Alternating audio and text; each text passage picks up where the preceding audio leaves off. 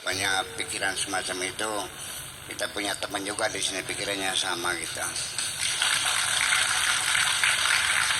Sebab bagi saya tidak menjadi persyaratan untuk menjadi seorang muslim yang baik harus membenci agama lain.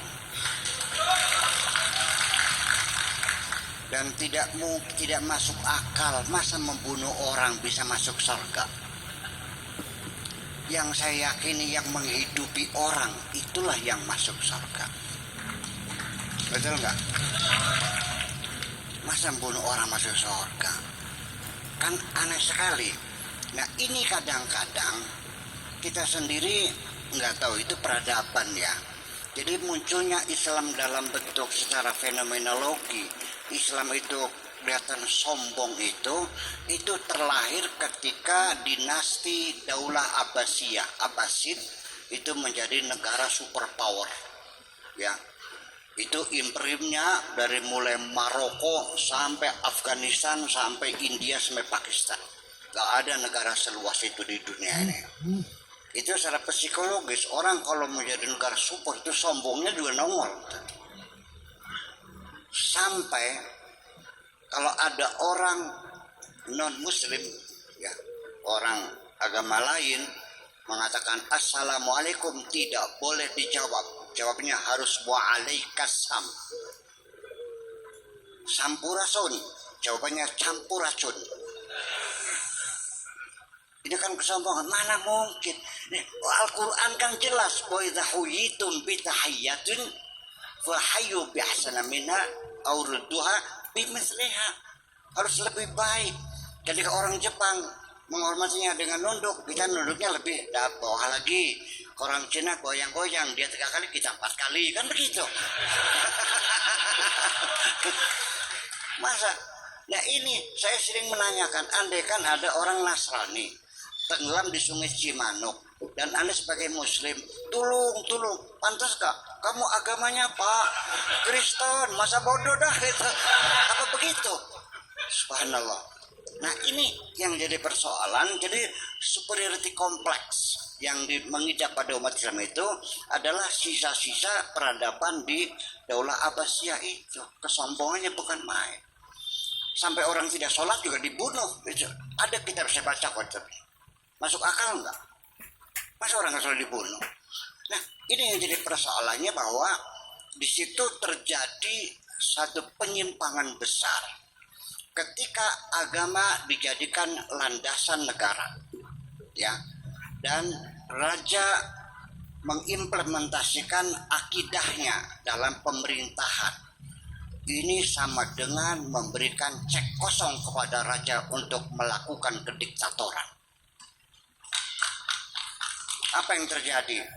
Begitu rajanya itu ahli sunnah wal jamaah, orang Mu'tazilah yang mengatakan Quran adalah makhluk dibantai semua. Ya, di Irbil di sana ada seorang pangeran di sana, bukan raja, pangeran di Irbil.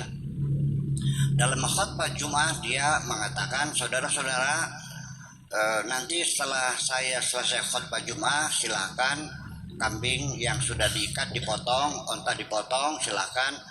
Saya juga setelah selesai khutbah, saya punya korban khusus, kepalanya Syekh Jaham, pimpinan Mu'tazilah yang mengatakan Quran adalah makhluk. Langsung turun, dikewer, dipenggal di tengah lapangan. 10.000 kaum rasionalis. Sebetulnya apa? Kenapa Mu'tazilah dipantai? Punten, saya bukan Mu'tazilah, tapi saya lagi misalkan sejarah.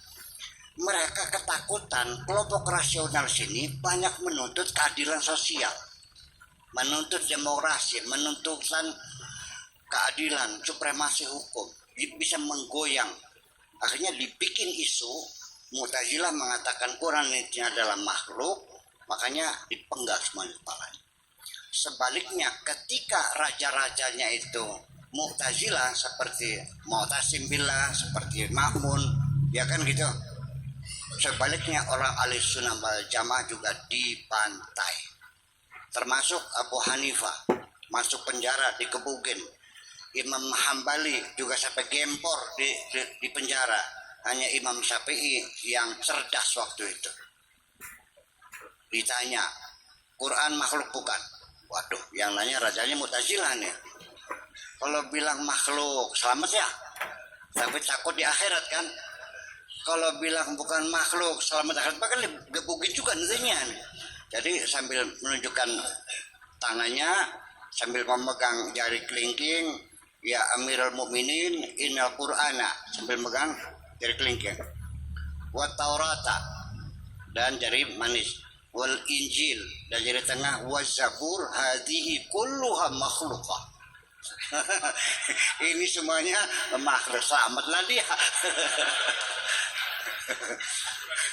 Iya, nah itulah. Jadi semua ya Taurat, Al-Zabur, Al-Quran semuanya itu semua, itulah semuanya. Nah itu akhirnya ada kesadaran pada waktu itu. Ini cilaka kalau raja mengendalikan agama. Yang raja kok beli pintar berapa agamaku? Akhirnya mereka menuntut adanya pemisahan kekuasaan. Raja silakan ngurusin politik saja. Kalau urusan agama urusannya ulama. Kalau raja namanya umaro. Sampai sekarang di Indonesia pun dua istilah ulama dan umaro itu adalah pemisahan antara kekuasaan politik dan kekuasaan agama. Betul enggak? Nah itulah persoalannya. Nah itu sekulerisme itu sudah muncul pada zaman Abbasiyah. Di sini ada Nur Khalis Majid muncul, ribut kan Nur Khalis Majid. Saya membela beliau sejak dulu sampai sekarang, saya bela-bela. Ya bukan, itu pengen semacam itu. Kenapa namanya? Nggak ada urusan, masa negara ngurusin Al-Quran itu makhluk bukan makhluk. Nanti kalau yang jadi raja itu nggak kunutan, yang kunutan disembelih apa gini?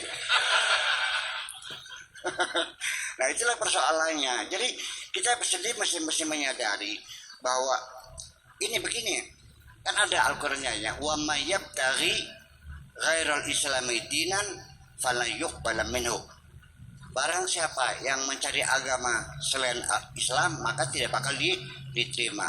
Jadi dikiranya ayat ini karena dibaca sepotong, jadi maknanya seperti Islamlah yang paling benar, yang lain masuk neraka, kan gitu kesalahannya. Nah, ini ayat ini bunyi begini. Awalnya kaifa yahdillahul ladzina kafaru ba'da imanihim tsumma kafaru. Bagaimana Allah memberikan hidayah orang kafir yang tadinya beriman lalu kafir lagi, lalu beriman lagi, bolak-balik mancing metu. Kafir lagi, murtad lagi gitu. Akhirnya wa may yabtaghi ghairal islami dinan falan yuqbal. Maknanya apa ini? Ini sama seorang suami yang tukmis, suami yang tukmis tuh, mata keranjang, yang selalu berselingkuh, kawin lagi, ternyata dapat cewek tukang ngeret lagi, kawin lagi minta mobil, setelah udah mobilnya udah cerai lagi, akhirnya diodol-odol hartanya itu, akhirnya dia tidak mendapatkan kebahagiaan, akhirnya dia pulang kembali ke istri yang tertua, mengatakan mah kapok deh, nggak nyari lagi, silahkan bang cari perempuan alam dunia, tidak ada yang seperti aku ini, paham gak?